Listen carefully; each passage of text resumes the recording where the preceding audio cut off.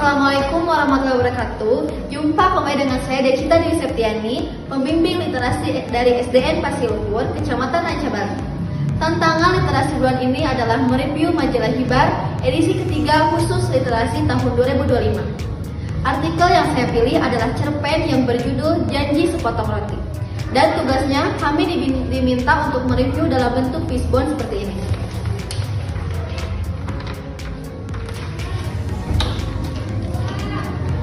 Cerita ini berjudul Sepotong Roti yang ditulis oleh Ambu Ida dan penerbit majalahnya adalah Hibar edisi ketiga khusus literasi tahun 2025 dan halamannya 26 sampai dengan 27.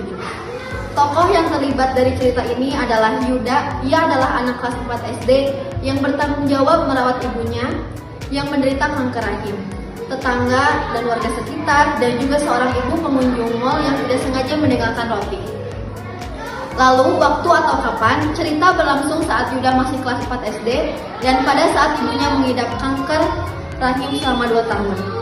Di mana atau tempatnya itu di lorong sempit antara rumah-rumah di lingkungan padat penduduk. Di rumah peninggalan neneknya yang kumuh dan di area sekitar mall dan tong sampah di sudut jalan. Apa yang terjadi? Yuda berjalan menyusuri lorong sempit, mengais sampah mencari makanan. Yuda menemukan roti yang terlindas di motor, tetapi masih ada bagian yang utuh. Yuda membawa roti itu pulang untuk ibunya yang sakit.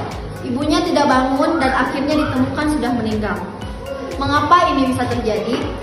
Ibunya mengidap sakit kanker yang membuatnya tidak berdaya dan kondisi ekonomi yang sangat miskin sehingga tidak mampu membeli makanan.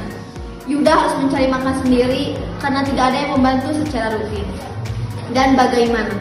Yuda berjalan dengan hati-hati menghindari teguran saat mengais sampah. Yuda membawa roti dengan hati-hati dan bergegas pulang. Saat ia sampai rumah, ia mencoba membangunkan ibunya dan memberi roti itu. Ibunya tetap tidak bangun dan Yuda pun menyadari ibunya telah meninggal. Hikmah dari cerita Janji Sepotong Roti ini sangat dalam dan menyentuh hati, terutama jika kita lihat dari sisi kemanusiaan dan kehidupan sehari-hari. Cerita ini mengajarkan kita beberapa hal penting, yaitu yang pertama, mengingatkan kita betapa beratnya beban yang harus dia tanggung oleh anak-anak yang hidup dalam kemiskinan.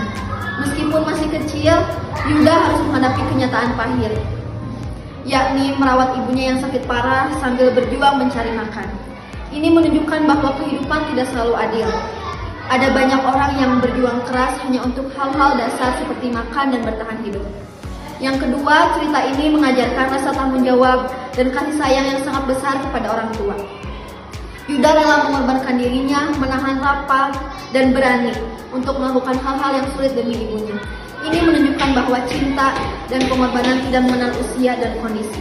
Dan yang ketiga, cerita ini juga mengingatkan kita untuk lebih peka dan peduli terhadap orang-orang di sekitar kita yang mungkin sedang mengalami kesulitan. Kadang kita terlalu sibuk dengan urusan sendiri sehingga lupa melihat mereka yang membutuhkan bantuan. Bahkan yang paling sederhana seperti memberi sepotong roti atau perhatian kecil bisa berarti sangat besar untuk mereka.